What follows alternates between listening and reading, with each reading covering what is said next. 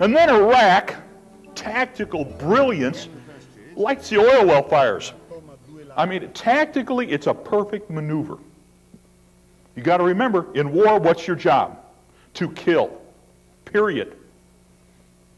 So they light the oil well fires. Beautiful tactical maneuver. And now everybody's getting sick because of the incomplete combustion of complex organics, inorganics, heavy metals, and everybody's getting sick. Now, the headaches and all this stuff only lasted for a few minutes because, you know, your body was overwhelmed and didn't sense it anymore. Now, everybody was looking for the good humor man. Now, you ask, why do we need a good humor man? Well, the reason we need a good humor man is because we needed popsicle sticks. And so what we did is we took popsicle sticks and used that popsicle stick to scrape out the gunk out of your nose, out of your ears, and out of your mouth so you could survive. Grandma said, don't stick your finger up your nose, but baby, when that oil well fire residue hit you, you had to get it scraped out or you weren't going to get it sick right away, and everybody got sick. We issued an order that no matter what you did, everybody was supposed to wear respiratory and skin protection. But you got to understand, in the military, your job is to kill. And everybody turns into Rambo. Because you got all of these briefings from the commanders telling you, kill, kill, kill, and you're invincible, invincible, invincible. And they forget to tell you that all that's going to happen is you're going to die.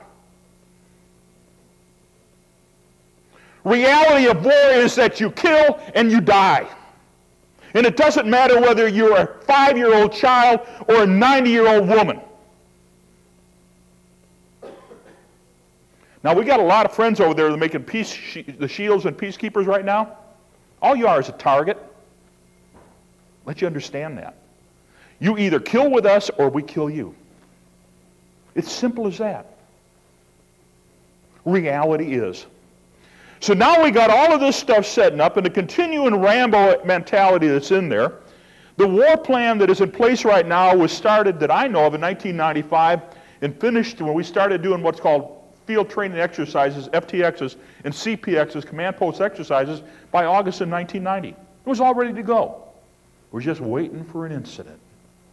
We're just waiting for an incident. Reality is. So now you've got all of this stuff over there. We're all going. Now we get ready to go to war.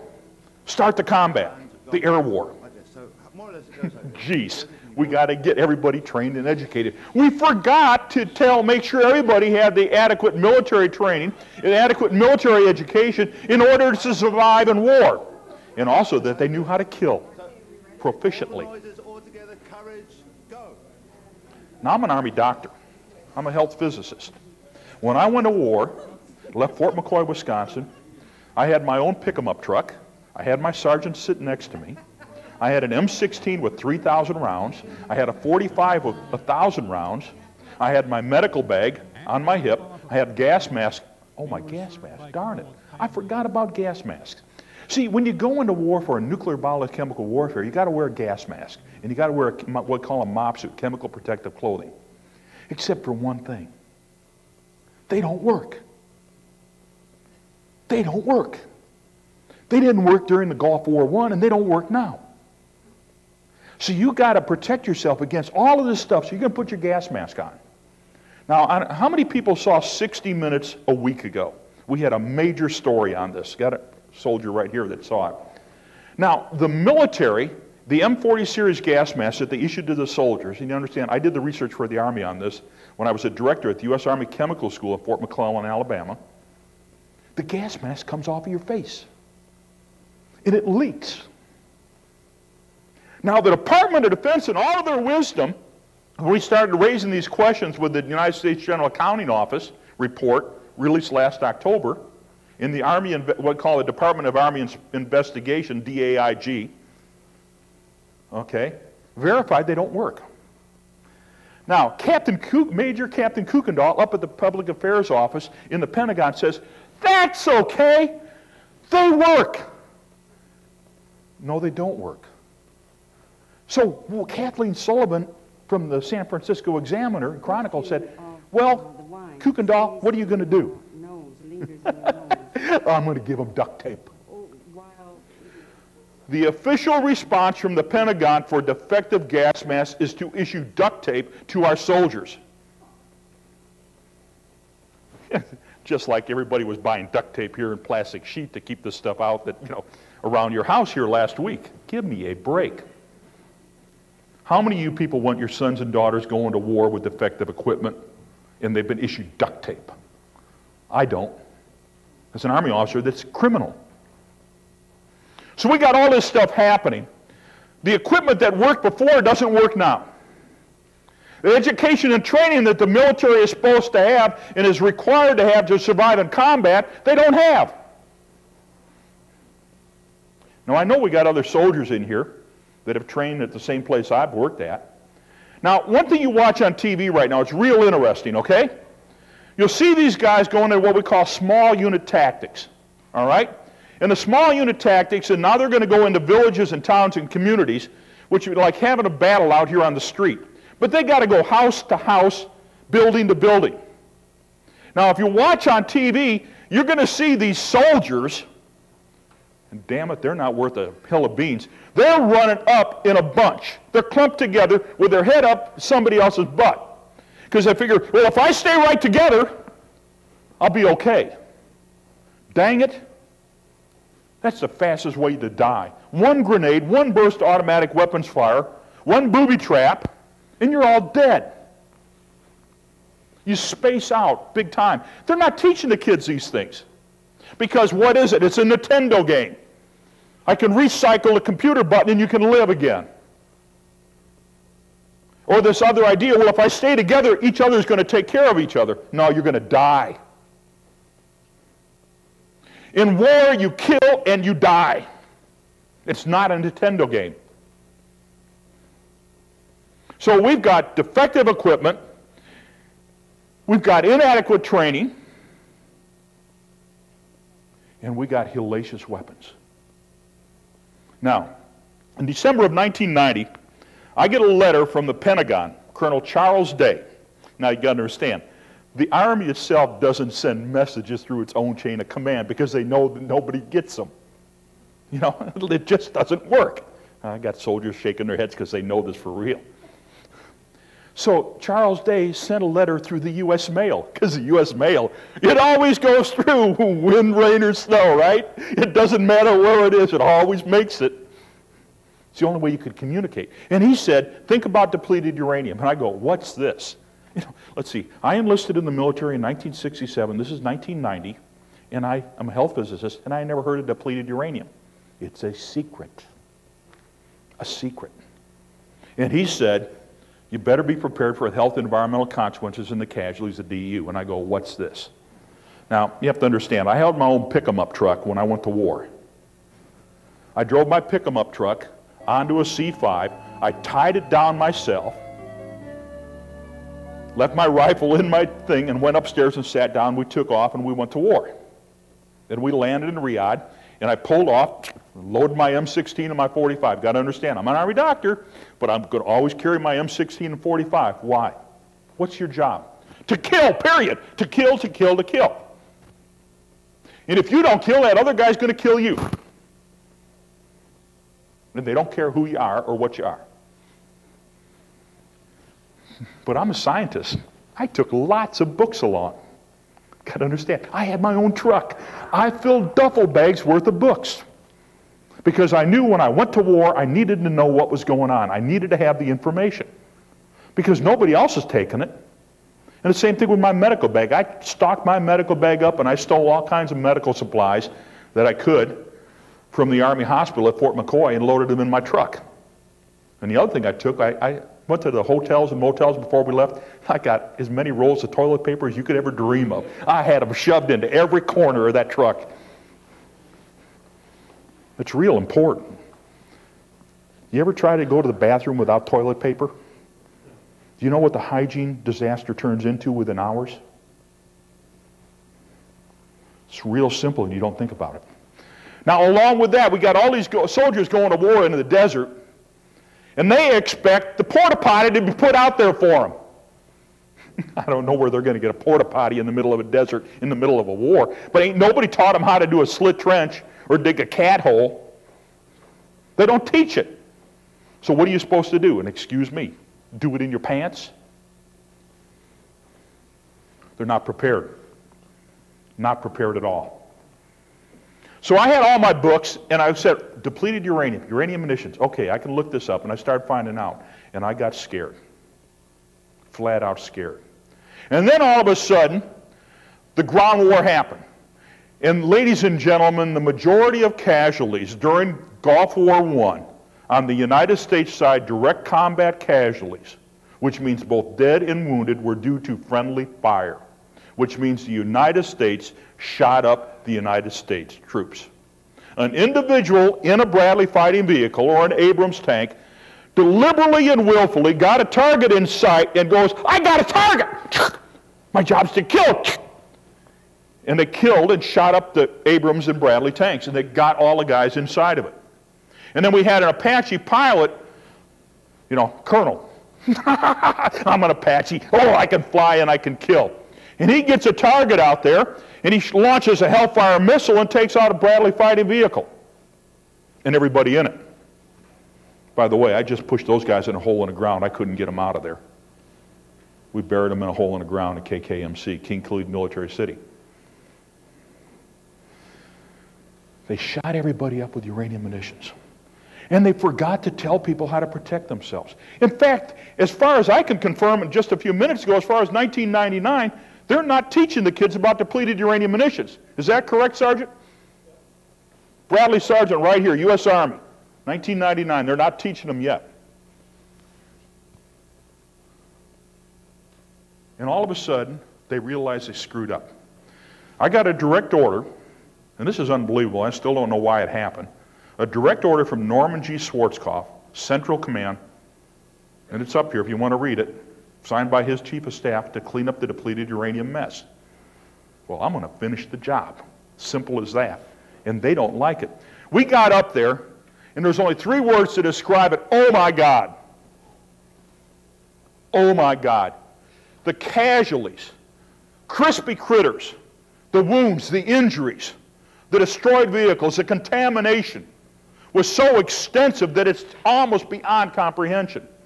Now you have to understand, depleted uranium munitions, there's nothing depleted about them. They are solid uranium-238. Each individual round fired by an Abrams tank is a giant pencil of uranium-238. It's 3/4 of an inch in diameter and 18 inches long and weighs over 10 pounds.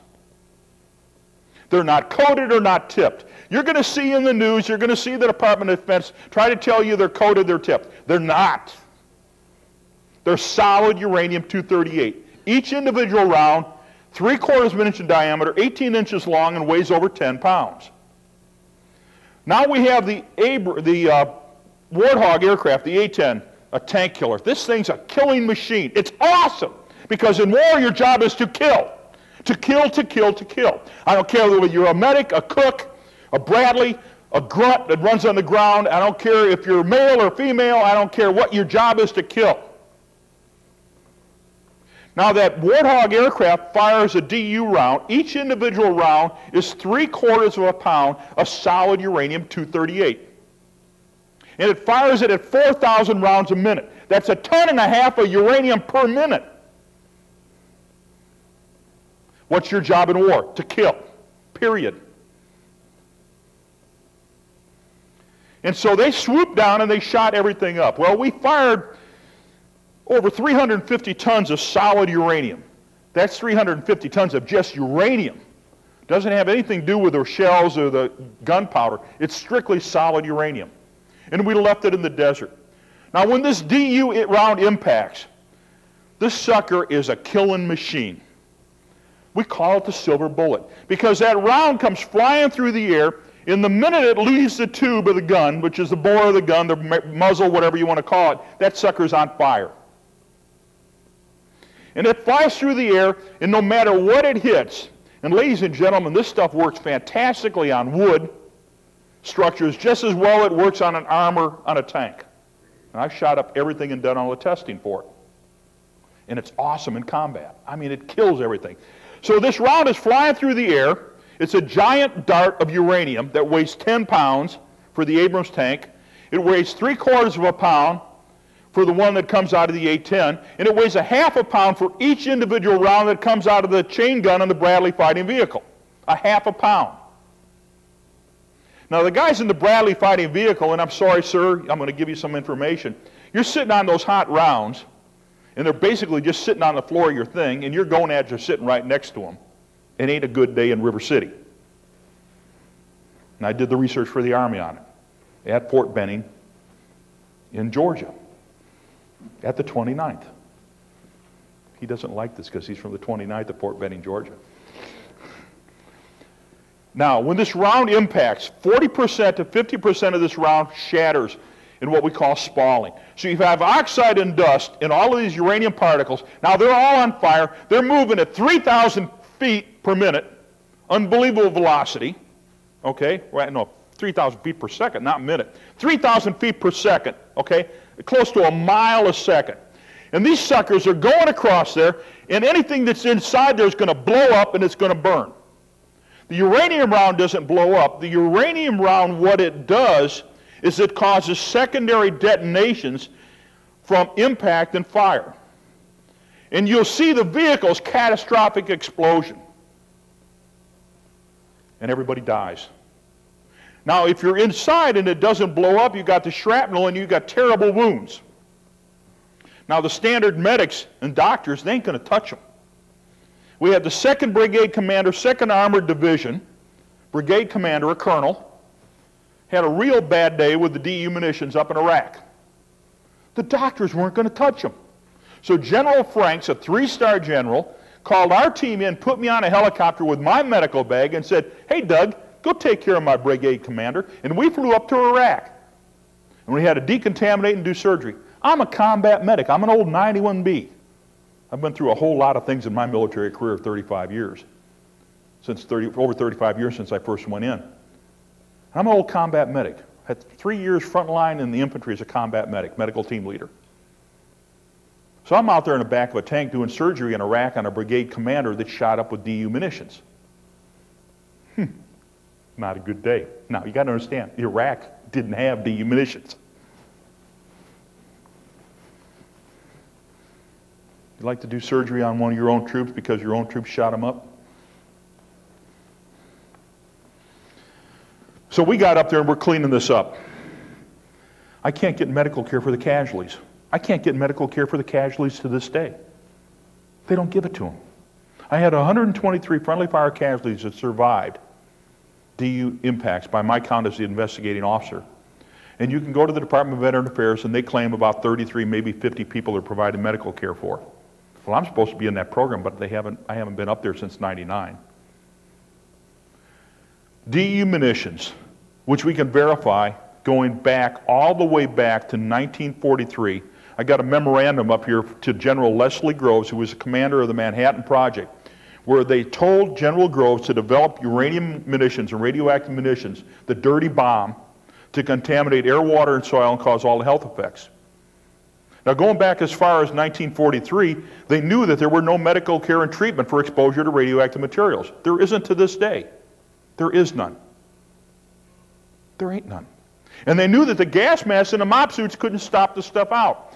Because the gas mask that's issued to the troops not only has got holes and tears in it, but the filters that they put in these things, it's a canister filter now, only takes stuff out maybe 0.3 or 0.5 micron.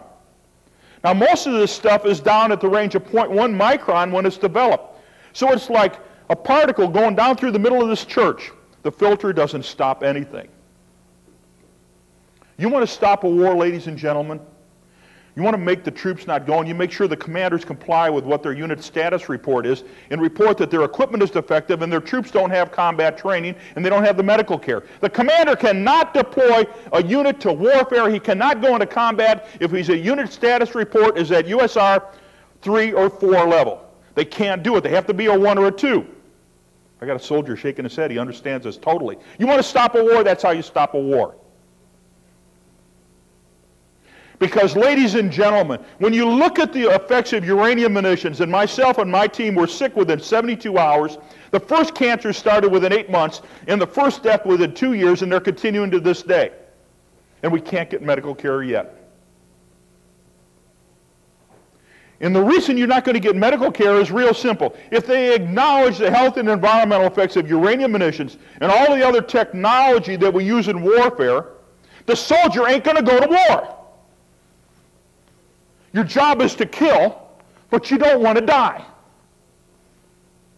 And you don't want to come back maimed for life. When you go to war, that's what happens.